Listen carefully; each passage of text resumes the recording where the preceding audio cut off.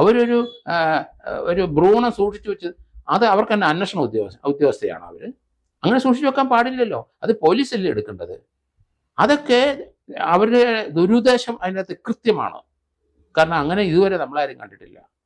ഈ ഈ ഒരു റേപ്പ് നടത്തിയെന്ന് ആരോപിക്കപ്പെടുന്ന അവർ അതിൻ്റെ ഭ്രൂണം സൂക്ഷിച്ചു വെക്കുന്നതൊക്കെ ഇന്ത്യയിൽ ഇത് എങ്ങും നടന്നതായിട്ട് എനിക്ക് അറിഞ്ഞുകൂടാ. അത് പോലീസാണ് എടുക്കുന്നത്. പോലീസ് ആ ഭ്രൂണം നഷ്ടപ്പെടുത്താതെ അവരുടെ തുണികളൊക്കെ അവർ പ്രിസർവ് ചെയ്യും, അത് പോലീസ് എടുക്കും. അത് അവർ ഇന്ന് സൂക്ഷിച്ചു വെക്കുകയാണ് 2024. അത് ഇയാളുടെ ഭ്രൂണമാണോ ഇല്ലയോ എന്നുള്ള വേറെ പ്രശ്നമല്ലേ. അല്ലെങ്കിൽ ഇയാൾ വേറെ എവിടെയെങ്കിലും പോയി ആരുമായിട്ട് ബന്ധപ്പെട്ടപ്പോൾ അവർ സൂക്ഷിച്ചു വെച്ച ഭ്രൂണമാണോ കൺസെൻറ്റോടുകൂടി എന്നും വാദിക്കാൻ മേലെ. അപ്പോൾ ഇതൊക്കെ പാളിച്ചാണ് പോലീസിൻ്റെ ഭാഗത്തുനിന്ന്. അങ്ങനെയല്ല, അവർ നന്നായിട്ട് നിയമവസ്ത്രം വായിച്ച് പഠിച്ച് അതനുസരിച്ച് വേണം നിയമം മുന്നോട്ട് പോകാൻ. രാഷ്ട്രീയ ചിന്തകളോട് വന്നു കഴിഞ്ഞാൽ പാളിപ്പോയി കഴിഞ്ഞാൽ പെൻഷൻ വാങ്ങിക്കാതെ പോകും എന്ന് തന്നെയാണ് ഞാൻ കരുതുന്നത്. അത് തന്നെയല്ല, എല്ലാ പരാതിയും നോക്കിക്കഴിഞ്ഞാൽ അതിനകത്ത് ഒരേ രീതിയിലൊരു ഡ്രാഫ്റ്റിംഗ് സ്കില്ല് ഉള്ള ഒരാൾ ഒരേ രീതിയിൽ തന്നെയാണ് ആ മൊഴി രേഖപ്പെടുത്തിയിരിക്കുന്നത്.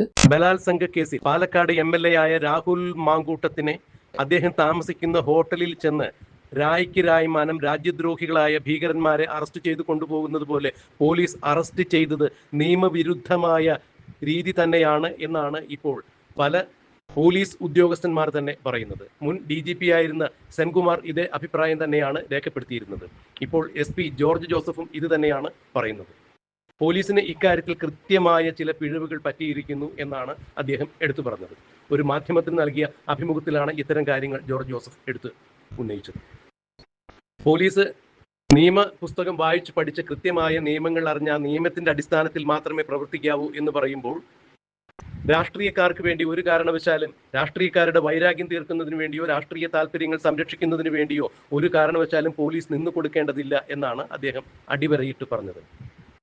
ശബരിമല സ്വർണ്ണക്കേസ് ഉൾപ്പെടെയുള്ള കേസുകളിൽ നാണം കെട്ട് നാറി നിൽക്കുന്ന CPM-ഉം ആഭ്യന്തര വകുപ്പ് മന്ത്രിയായ പിണറായി വിജയനും ഏത് വിധേനയും 2026 നിയമസഭാ തെരഞ്ഞെടുപ്പിൽ മുഖം രക്ഷിക്കുന്നതിന് വേണ്ടി നിരവധി കുതന്ത്രങ്ങൾ വിഭാവന ചെയ്യുന്നു. അക്കൂട്ടത്തിൽ ഉണ്ടായ ഒരു കേസാണ് രാഹുൽ മാങ്കൂട്ടത്തിൻ്റെത് എന്നാണ് ഇപ്പോൾ സാമൂഹ്യ മാധ്യമങ്ങളിലെമ്പാടും രാഹുൽ മാങ്കൂട്ടത്തിനെ അനുകൂലിച്ചു കൊണ്ടുവരുന്ന പോസ്റ്റുകളിൽ നിന്നും മനസ്സിലാക്കാൻ കഴിയുന്നത്.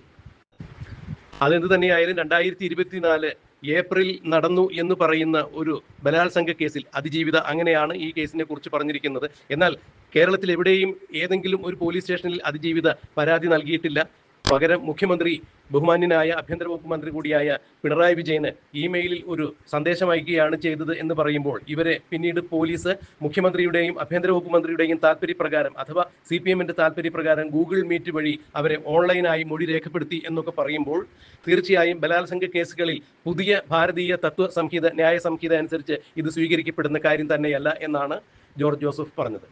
പരാതി കിട്ടിയാൽ പരാതിക്കാരന്റെയോ പരാതിക്കാരിയുടെയോ 3 ദിവസത്തിനകം തന്നെ മൊഴിയെടുത്തിരിക്കണം. അവരുടെ ബലാത്സംഗ കേസ് പോലുള്ള കേസുകളിൽ അവരുടെ വൈദ്യപരിശോധന നടത്തിയിരിക്കണം. 2024 ഏപ്രിൽ മാസത്തിൽ നടന്നു എന്ന് പറയുന്ന ഈ ബലാത്സംഗ കേസിൽ പിന്നെ ഇനി എങ്ങനെയാണ് വൈദ്യപരിശോധന സാക്ഷ്യപ്പെടുത്തുക എന്നുള്ളത് ചോദ്യം തന്നെയാണ്. അത് അതിസങ്കീർണമാണ് എന്നുകൂടി അദ്ദേഹം വ്യക്തമാക്കുന്നു. ഭർത്തൃമതിയായ ഈ യുവതി, വിദേശത്ത് താമസിക്കുന്ന ഈ യുവതി രാഹുൽ മാങ്കൂട്ടത്തിൽ അവരെ ബലാത്സംഗം ചെയ്തു എന്ന് പറയുമ്പോൾ അതിലുണ്ടായതാണോ എന്നറിയില്ല, ഒരു ഭ്രൂണം അവർ ഇപ്പോഴും സൂക്ഷിച്ചു വച്ചിരിക്കുന്നു എന്ന് പറയുന്നു. ഇത് അക്ഷരാർത്ഥത്തിൽ തന്നെ ഞെട്ടിച്ചു എന്ന് തന്നെയാണ് ജോർജ് ജോസഫ് പറയുന്നത്. കാരണം ഇന്ത്യയിൽ എവിടെയും ഇത്തരത്തിലൊരു രീതി പറഞ്ഞു കേട്ടിട്ടില്ല. അങ്ങനെ ഒരാൾ ഭ്രൂണം സൂക്ഷിച്ചു വയ്ക്കുന്നുണ്ടെങ്കിൽ അത് നിയമരാഹിത്യം തന്നെയാണ്, നിയമവിരുദ്ധം തന്നെയാണ് എന്നാണ് അദ്ദേഹം തുറന്നടിച്ചത്.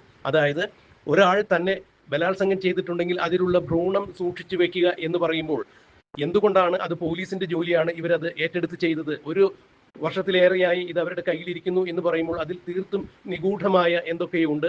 രാഹുൽ മാങ്കൂട്ടത്തിൽ എന്ന് പറയുന്ന ആളെ ഏത് വിധേനയും പെടുത്തുക എന്നുള്ള ദുരുദ്ദേശത്തോടു കൂടി തന്നെയാണോ ഇവർ ഈ ഭ്രൂണം സൂക്ഷിച്ചു വച്ചിരുന്നത് എന്നുള്ളതെല്ലാം പരിശോധിക്കപ്പെടേണ്ട കാര്യം തന്നെയാണ് എന്നാണ് ജോർജ് ജോസഫ് തുറന്നടിച്ചത്.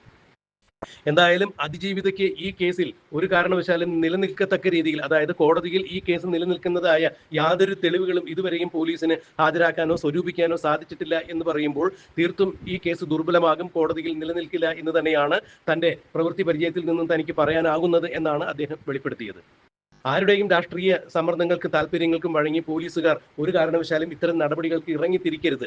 കൃത്യമായി കേസ് പഠിക്കുക, നിയമപുസ്തകം കൃത്യമായി മനസ്സിലാക്കുക, അതിനുശേഷം മാത്രമേ ഇത്തരം കാര്യങ്ങളിലേക്ക് ഇറങ്ങിത്തിരിക്കാവൂ. മാത്രമല്ല, പൊതുപ്രവർത്തകനായ MLA കൂടിയായ ഒരാളെ അറസ്റ്റ് ചെയ്യുമ്പോൾ ചില മാനദണ്ഡങ്ങൾ പാലിക്കേണ്ടതുണ്ട്. അതൊന്നും പോലീസ് ഇവിടെ പാലിച്ചിട്ടില്ല. രാഹുൽ മാങ്കൂട്ടത്തിന്റെ 2 ബലാത്സംഗ കേസിൽ ജാമ്യം കിട്ടി, അല്ലെങ്കിൽ 2 പീഡന കേസിൽ ജാമ്യം കിട്ടി പുറത്തു നിൽക്കുന്ന ഒരാളെ ആ കേസുകൾ അന്വേഷിച്ച അതേ സ്പെഷ്യൽ ഇൻവെസ്റ്റിഗേഷൻ ടീം രായ്ക്ക് രായ്മാനം അദ്ദേഹം താമസിക്കുന്ന ഇടത്ത് ചെന്ന് അദ്ദേഹത്തിന്റെ അഭിഭാഷകനെ ബന്ധപ്പെടുവാനുള്ള അവസരം കൊടുക്കുന്നില്ല. ബന്ധുക്കളും അല്ലെങ്കിൽ തന്റെ സഹചാരിയോ അല്ലെങ്കിൽ ഡ്രൈവറോ അടുത്തില്ലാത്ത സമയം നോക്കി അറസ്റ്റ് ചെയ്യുക എന്ന് പറയുമ്പോൾ സ്പെഷ്യൽ ഇൻവെസ്റ്റിഗേഷൻ ടീമിനും ഈ വിഷയത്തിൽ തെറ്റുപറ്റിയിരിക്കുന്നു എന്ന് തന്നെയാണ് അദ്ദേഹം തുറന്നടിച്ചത്. 2 പീഡന കേസിൽ ജാമ്യം കിട്ടി കോടതിക്ക് വെളിയിൽ നിൽക്കുന്ന ഒരാൾ എന്തുകൊണ്ടാണ് മൂന്നാമതൊരു പീഡന കേസ് ഉണ്ടാകുമ്പോൾ അദ്ദേഹത്തെ ഒരു നോട്ടീസ് അയച്ച് വിളിച്ചു വരുത്താവുന്ന കേസ് SITക്ക് ഉള്ളൂ? കാരണം ആ 2 കേസുകളും അന്വേഷിച്ചത് SIT തന്നെയാണ്.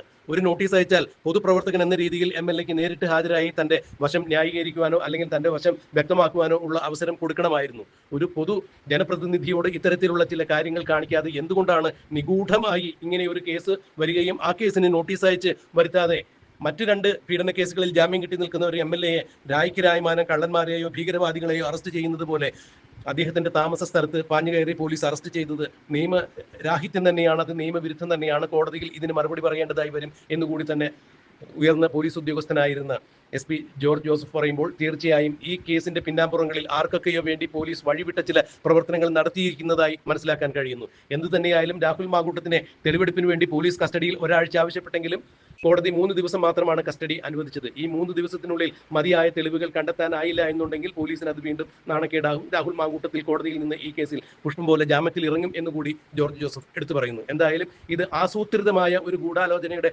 ഫലമാണ്. രാഹുൽ മാങ്കൂട്ടത്തിന് ഏതു വിധേനയും രാഷ്ട്രീയമായി തകർക്കുക, ഉന്മൂലനം ചെയ്യുക എന്നുള്ള ആരുടെയൊക്കെയോ ഉദ്ദേശത്തിന്റെ പുറകിലുള്ള ഒരു പരിണിത ഫലം തന്നെയാണ് ഇപ്പോൾ രാഹുലിനെ അറസ്റ്റ് ചെയ്തിരിക്കുന്നത് എന്നാണ് അദ്ദേഹം വെളിപ്പെടുത്തിയത്. എന്തായാലും ഇക്കാര്യത്തിൽ ഇനി എന്താണ് സംഭവിക്കുക എന്നുള്ളത് നമുക്ക് കണ്ടറിയാം, കാത്തിരിക്കാം.